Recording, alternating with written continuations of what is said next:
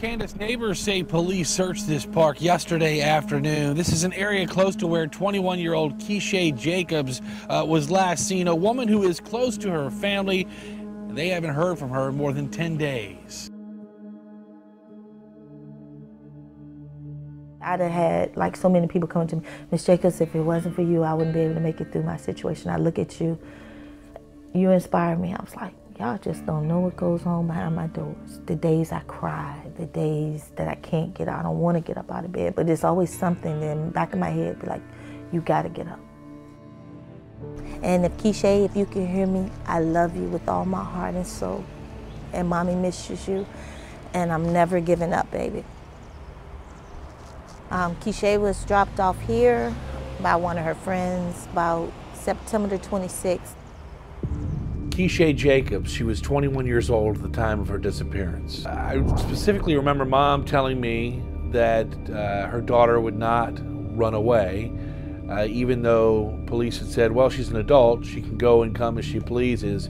Mom was adamant about, this is not my daughter. My daughter and I communicate, even if we have a rough patch or an argument, we still communicate. So she was very worried about her daughter and thought something had happened to her. So Wednesday came. That evening, I'm sitting in my living room with my son and a couple of my friends, and I get a knock on the door. It's Keeshae friends, the guy DeMarcus who dropped her off at the house. On Broad Street, and a couple other friends. So I'd say it was like 5 or 6 of them. Then they proceeded to tell me that, hey, we went to the house that we dropped Keeshae off at, and the guy said that she wasn't there. I was like, so you did what? What house is this? So I was very upset and was like, take me to this house. So I made them show me exactly where this house was. Which was like maybe a few hours after they had already been to this home. So I was furious because that guy could have had enough time to do anything he wanted to do with my daughter by the time we got here. The initial detective on the case was Detective Billy Thompson at RPD until he retired about a year ago. Right now they're kind of taking a two-pronged approach. You have a homicide detective assigned to it and a missing persons detective assigned to it. The missing persons detective is Clarence Key, and the homicide detective assigned is Anthony Coates. How important is this house in this investigation? Well, the house was very important because this is where she was at. She was dropped off here. We know she was inside, so it was very, very important. A lot of evidence was recovered inside and outside, so. That's where we're at. That's where we're at, yeah. The person that was here answered the door, and he said, yeah, he knew Keeshae, but he knew Keeshae through one of her friends. He said he saw her, first he said it was at 5 o'clock. I told him that wasn't right. Then he changed it to 5:30, and then he changed it to 6. And then I proceeded to call the police to let them know that his story wasn't adding up, and this was the last known place that my daughter was seen.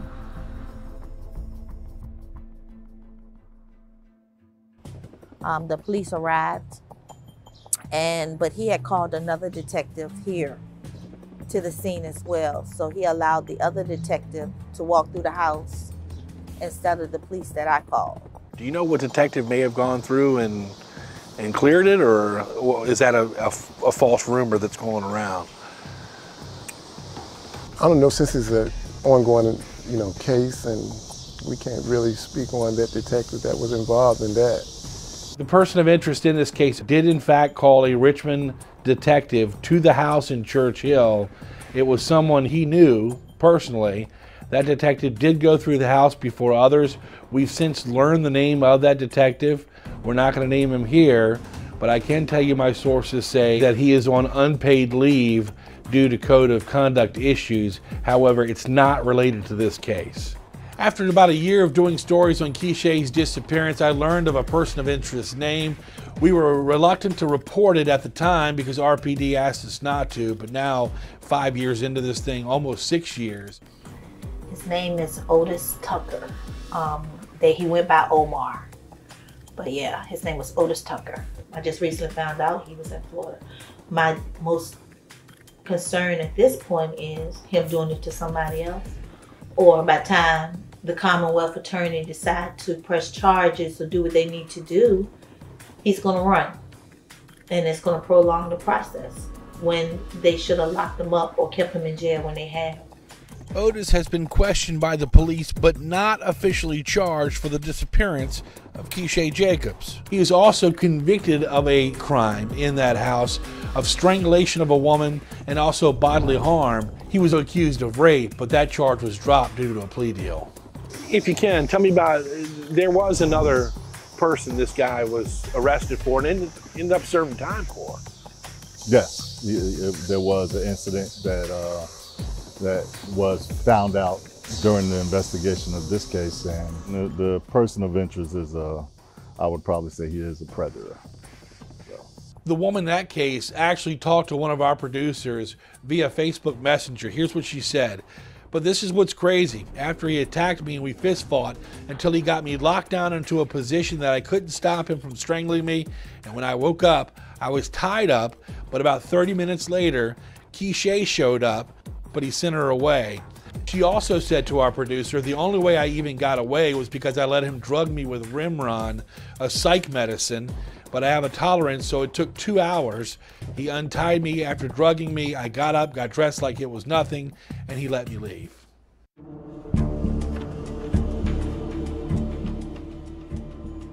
We were in Churchill on the front sidewalk in front of the house where Keeshae was last seen. We were interviewing the new detectives on the case when the homeowner, Karen G, came up and asked what we were doing. And when we told her, because she has a similar story in her family of a missing person that was found dead, she offered to let us inside. Let's get you out of this rain.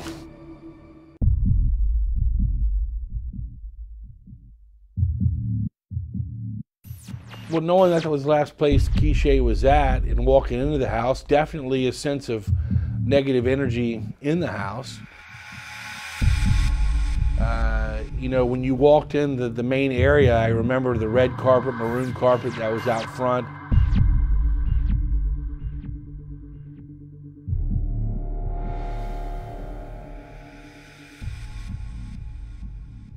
Once you go out the back door, it's a basement that's on the back porch. It leads down some steps. It's like underground, under the house pretty much. I found that out. And my first instinct was like, oh, this man could have had Keeshae down in this basement the whole time when the police came to look, or when that detective walked through the house, and nobody would have ever heard him because it is so far into the house. It's like nobody would have known she was there. We used to have to come down here just to dry our clothes, so you know I used to be like, I hate to go. I used to hate to come down here. It was full with cobwebs. It still had junk from back in the day in there. It had an old tube TV there, and it just kind of gave you an eerie feeling. When you come down, man, and you just, you know, you got the case. Is this the first time down in the basement? When you see something like, does it kind of help you put things into perspective for the investigation? Well, it does. It helps you when you actually see the scene instead of looking at photographs.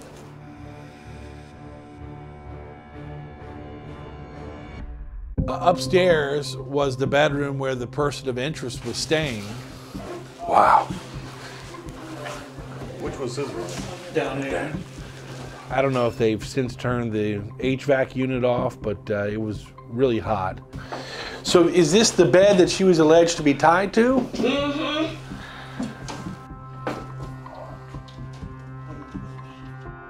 They tell you grandma was staying downstairs, but hard of hearing. You can almost see that, Yeah, I can see that. It'd be tough. Yeah. It'd be tough to find, you know, for her to hear something. If she only can read lips, if she's that deaf, Right, she's not going to know what's she's not going to know what's going on upstairs.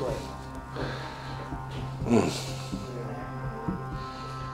And according to the homeowner, it's pretty much almost the same way it was when Keeshae disappeared, minus a few furniture items. Has police shared any evidence whatsoever from that case that we know?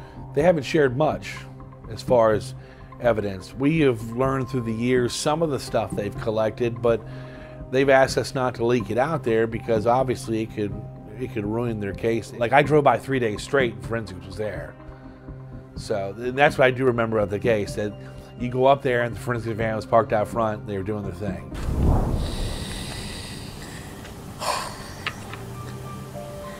This is the hardest thing I ever had to do in my life. I just want my baby to come home, and if you see anything or think you've seen her, please call so she can come home and she can be okay.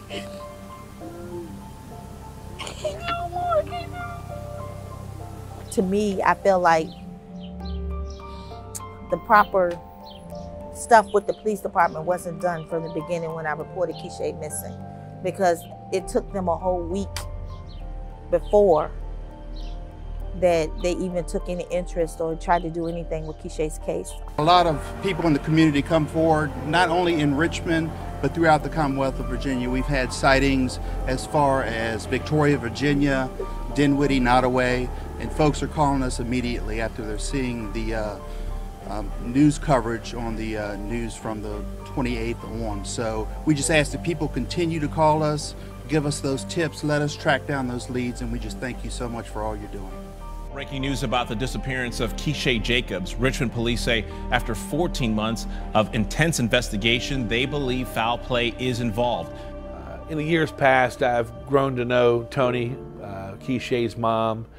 This woman has been through a lot. I remember when this first started happening, and Tony would tell me about the mysterious Facebook and social media messages she would get. People put Keeshae's face on a Muslim girl and said the Muslims have her.